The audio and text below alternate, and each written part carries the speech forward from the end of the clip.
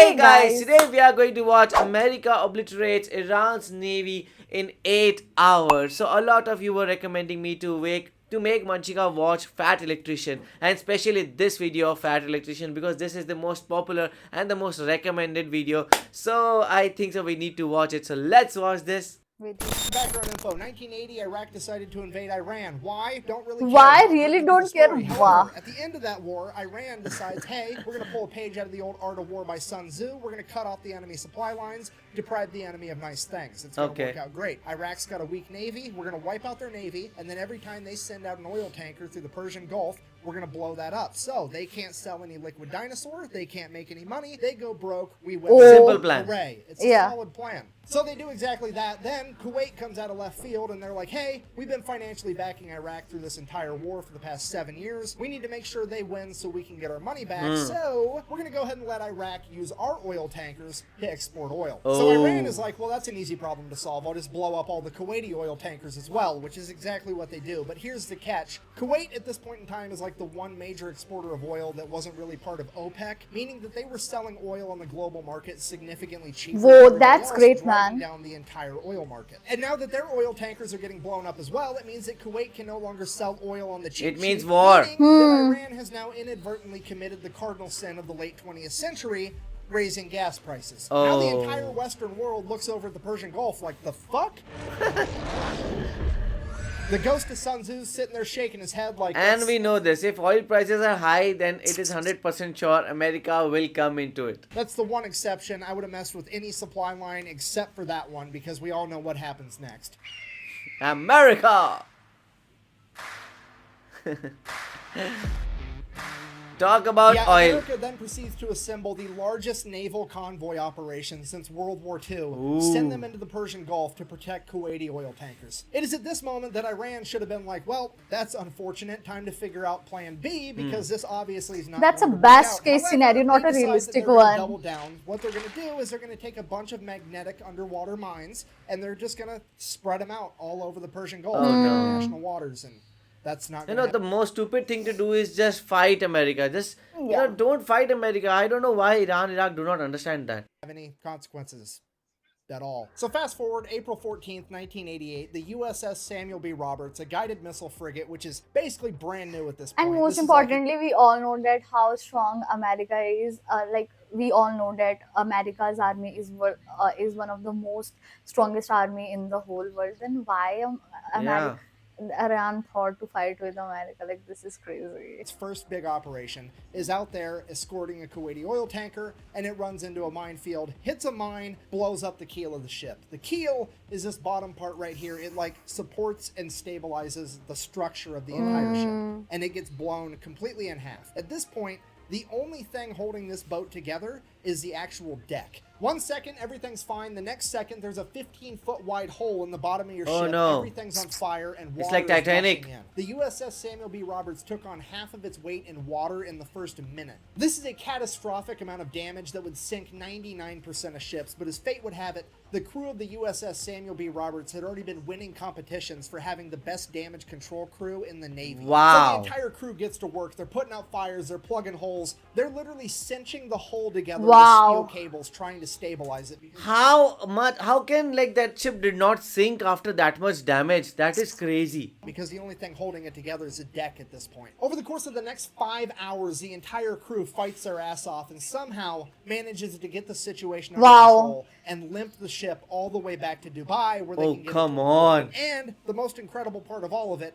not a single American was killed. Only 10 men were injured. Oh my God, only 10 men were injured. It shows that how strong Americans are, how strong their armies, and that's incredible. During the fire and the initial explosion. So the crew survived, the boat's basically completely destroyed. Then America sends in an underwater crew, figure out what happened. They find the remnants of the mine. They check out the other mines. Yep, they're Iranian. At this point, now Iran is gone. Inform the president because this is a big deal. And the president at this point in time is, let me check my notes, fucking Ronald Reagan. I'm from the government, and I'm here to help. So they go ahead and they brief Ronald Reagan on everything that happened. He's super happy that everybody survived, and he's like, okay, well, here's what we're going to do. We're going to issue a proportional response. Proportional response. Navy heard was. All right, so here's the plan. And what Iran? What is proportional?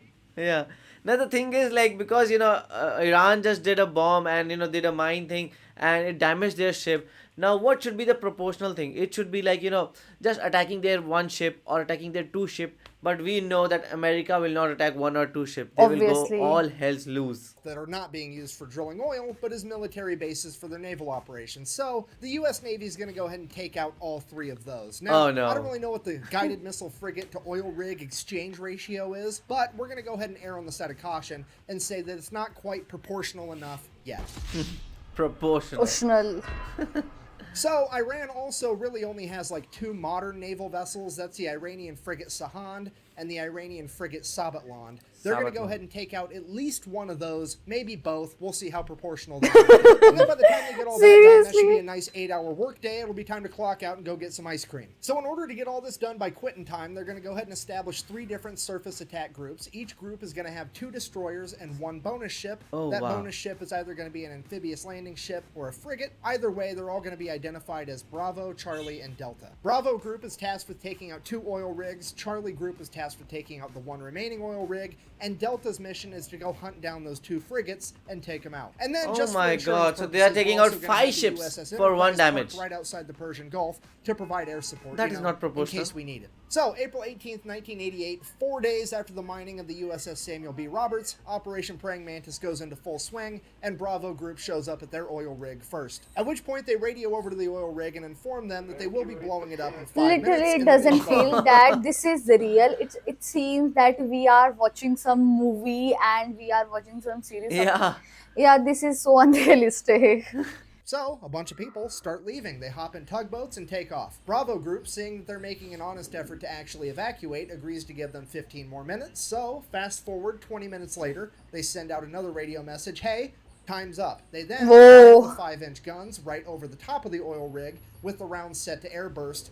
So, this was proportional in that way that they did not kill their men, so they were not killing their men. So they were Yeah. just like, I just want your ship, so all the other people get out and we will kill your ship. Scaring off any stragglers. And it is at this point that some Iranian military member decides that he is going to audition to be the main character Oh, of this no. story because he hops on a 23mm anti-aircraft gun Oh, and no. opens fire on Bravo Group. And without skipping a beat, one of the 5-inch guns on one of the destroyers Oh. just goes, "Nyeh," That's and crazy. Just fucking direct hit smokes this dude. Barely Why touches that the guy rest of the did oil that? rig. This guy, definitely not the main character, but the silver lining, he at least made it into the credits as Baloney Miss Cloud #1. Now, obviously, I'm paraphrasing here, but at this point, Bravo Group radios over to the oil rig one last time, something along the lines of, hey, does anybody else need to find out what it's like to chew 5 fuckers ready? Seriously? The oil rig finally radios back and is The like, warning. Yeah, please cease fire. We're gonna leave. So all the Iranian military members leave. Bravo Group decides to open up on it That's for a little bit with crazy, the and 5-inch it guns shows before sending how over a couple of Hueys powerful full of these Marines. people The Marines are. hop out, place some demo charges, hop back on the helicopters, take off. The entire oil rig blows up, and already things are getting more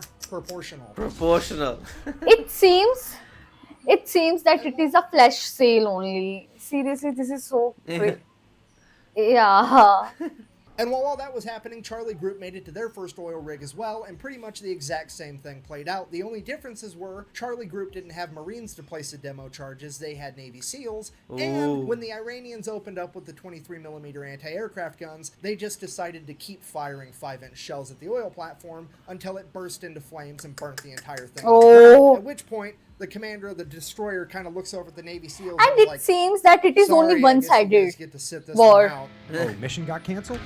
Good. And while all that's going down, Bravo Group's already making their way over to the third oil rig, at which point they pick up something on radar, and it's definitely another enemy ship headed right towards them. And at this point, you have One to remember, attack this is the after late another. 1980s. None of the American sailors have seen naval warfare on this scale. The pucker factor is on. They are getting harpoon missiles ready, and they are about to get in like one of the biggest naval fights since World War II. At which point, whoever's in charge of Bravo Group decides to take a deep breath, and they're like, okay, let's send up a helicopter real quick just to verify that it's actually an enemy ship. So Yeah. the helicopter goes up, radios back to Bravo Group. It's definitely a warship, but it's a Soviet destroyer. At which point Soviet everybody's destroyer? like, what?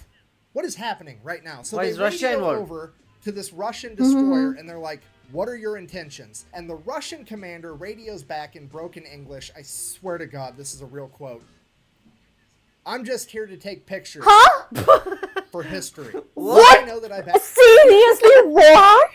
And this is the quote from the Russian president. Seriously, are you kidding me? My God, this is so hilarious. Not the president. It Then- was from the warship. Oh, sorry. The My guy mistake. in the warship was like that. I am here to take photos. Okay, but this is so hilarious, man. in the Soviet Union and communism every single chance I get, but this time around I gotta give it to them. These guys know how to party. Just straight up rolling into the middle of the largest naval operation since World War II to eat popcorn. And Seriously, it seems like this At this only. point, Iran finally figures out that there's something going on, but Russia they don't was really like know what, us. so they just begin attacking. Us, seriously. And the first ship they found was a civilian cargo ship called the Willie Tide that they begin attacking with Boghammer-style speedboats. So the Willie Tide radios for help. The USS Enterprise responds by sending up a bunch of A6 intruders as well as F-14 Tomcats. Oh my God. The A6 intruders show up, start dropping cluster bombs. They end up hitting one of the speedboats and scattering the rest. The civilian cargo ship is saved. Hooray! Cutting back to Charlie Group. Now there's an Iranian fast attack ship coming right at them. So they radio over like, hey, yeah, we're kind of going around blowing up all your stuff, but also we've got a very I specific really list. love You're how not on it, confident so this how about video you is, just literally. go away and we'll forget we saw you. And you know, just see how America is saying that we have a list and you are not on the list, so go away. We'll not Yeah. kill you. But I am 100% sure that ship will attack and they will kill that ship also. Yes. The Iranian fast attack ship messages back, sounds good, we'll do that. And then they just keep driving right towards them. And then this Iranian fast attack ship gets within like 15 miles of Oh Charlie my Group, God. which is like point blank range for a naval battle. Charlie Group radios again, dude, what are you doing? To which they respond, I'm following orders. And then they Orders. proceeded to lock their radar on Charlie Group, which Charlie Group can see. At which point Charlie Group immediately launches 5 missiles directly at the Oh, Iranian no. vessel. The Iranian vessel fires a harpoon missile back at Charlie Group. Both groups now have missiles in the air screaming towards one another. The Americans launch countermeasures shooting Oh, shaft shit. rockets that end up catching the harpoon missile, detonating it in midair. The Iranian vessel, on the other hand, did not have any countermeasures capable of stopping the newer technology behind the American missiles, And and it would end up getting sunk pretty much immediately. they're gone. Then, before anybody can really even fully Good digest night. what just happened, radar picks up 3 Iranian Three F-4s Iranian F-4s screaming. towards Charlie Group. Charlie Group then turns, fires a bunch of surface-to-air missiles at the F-4s. The F-4s see him coming. They're like, oh shit. They pop a U-turn and try to outrun him. F-4s, while they are extremely fast, can't outrun missiles, so one of the missiles ends up blowing a wing off one of the F-4s. Now America We all is know taking this out would an happen. entire naval vessel and an F-4 that they did not plan on taking out. And it's This is off stupid all of from our Iran. proportions. And because of that, American leadership orders Bravo Group to stand down. We're not going to go take out that third oil rig. And right as soon as that order gets given out, Delta Group chimes in and is like, hey, we found that frigate My we were God. looking for. So now nobody knows what to do, because on one hand, things are already getting out of control, but on the other hand, we really But you want have to take go out for this it. frigate. So American leadership decides, well, we might not even have to make a hard decision. Maybe that's not even the frigate, and the radar's wrong. Why don't you go ahead and send a couple A6 intruders over, do a flyby. They can verify that it's actually this new modern frigate. Seriously, And if this it is is, one then of they the shortest word I have heard in my whole life. This is so crazy. It's literally seems that we are watching some movie and all. Like, this is crazy. a decision from there. Or so they thought, because the A6 pilots are about to decide that they are in fact the main characters of this story. You see, the USS Enterprise and its aircraft aren't really supposed to be doing a whole lot. They're more or less just there for insurance. In fact, they're only allowed to engage the enemy under one of 2 conditions. One, the President of the United States signs off on it, which is actually what happened with the speedboats earlier.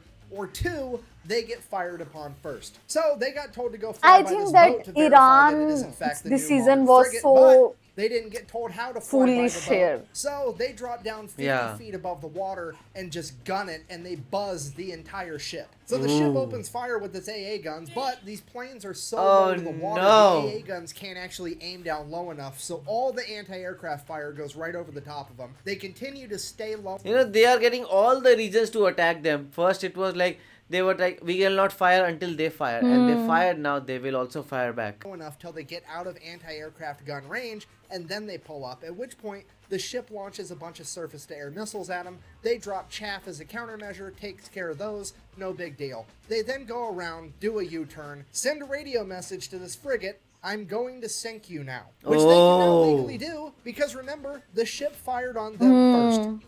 victim to one of the classic blunders. So the A6 fires an anti-ship harpoon missile, and the second they pull the trigger on that, the fire control team from the USS Enterprise is like, what the fuck are you doing? Yeah, We're obviously. not supposed to be killing things yet. And the A6s are like, look, They fired first. Yeah. Them's the Yeah. rules. And the USS Enterprise is like, holy shit, okay. Do I it. guess.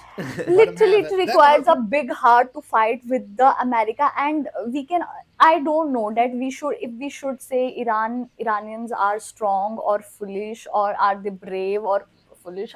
I cannot imagine what are they literally. Harpoon missile finally makes impact. It's a bullseye. The A6s do a U-turn, go, drop another 500-pound laser-guided bomb right through the deck of this frigate, fly past it, do another U-turn, come back, drop a 1,000-pound bomb Seriously? on it. Then they Whoa. radio over to the Enterprise and like, yeah, it's definitely gonna sink. We're gonna head back. So the A6s take off, headed back to the Enterprise, and like 5 minutes later, Delta all the Group shots shows are up with their perfect. warships and begin Yes. firing on the already sinking frigate. They hit the magazine, the frigate explodes, rapidly sinks to the ocean floor. At this point, naval leadership is like, okay, Jesus Christ, everybody stop killing things. We need to figure out what all happened. We gotta keep Seriously? this Finally? proportional. Remember? Finally. Proportional.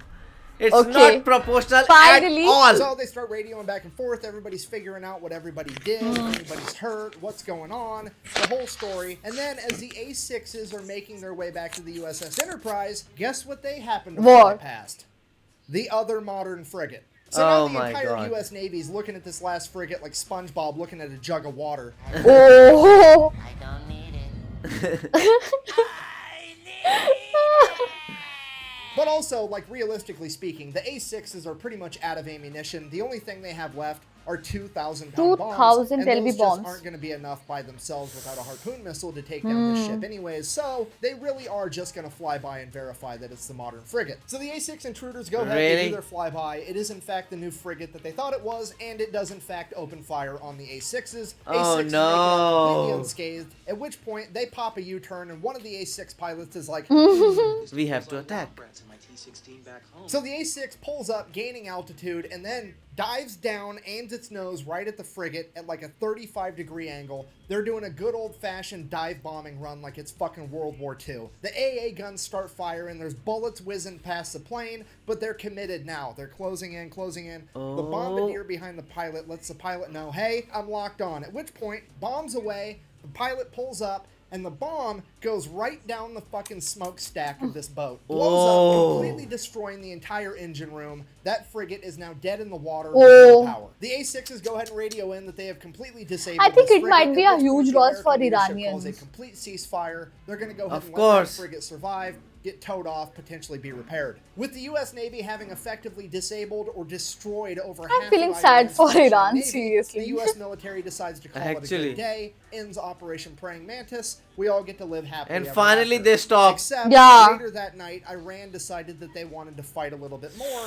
and they launched a bunch of Bunch of Silkworm? ship missiles Oh, at no. American vessels. Luckily, no American vessels were actually hit. However, this is now a huge political problem because America has been mad at the fact that Iran even had Silkworm missiles for years at this point, and the American government has made it very clear to Iran that if they ever used them, they would be going to war with America. Period. That's set in stone. So the Reagan administration, not wanting to kick off World War III in the 1980s, reaches out to the Iranian government and is like, here's what's going to happen. What? You're going to go ahead and admit that that was an accident. I'm going to sweep it under the rug. Oh, and wow. talk about it again. Because if this makes headline news and the American people find out, I'm going to have to get real personal. Oh my god, Seriously? this is so America. You know, you attacked me, but I don't want to attack you, so just tell me that you have done an accident. If you Seriously? do that, then I will not attack you. But if you tell me that you attacked me, then I will attack you very hard. And that was a huge slap on Iran, we can say that. So Iran's like, okay, fine, whatever, it was an accident, let's sweep that whole thing under the rug. But I am still going to take America to international court to try to prove that it was a doesn't war matter. to take out my oil rigs. That way I can get reparations and make America pay for it. So they go to international court, they lay out the case. The international court is looking at America like, okay, well, first of all,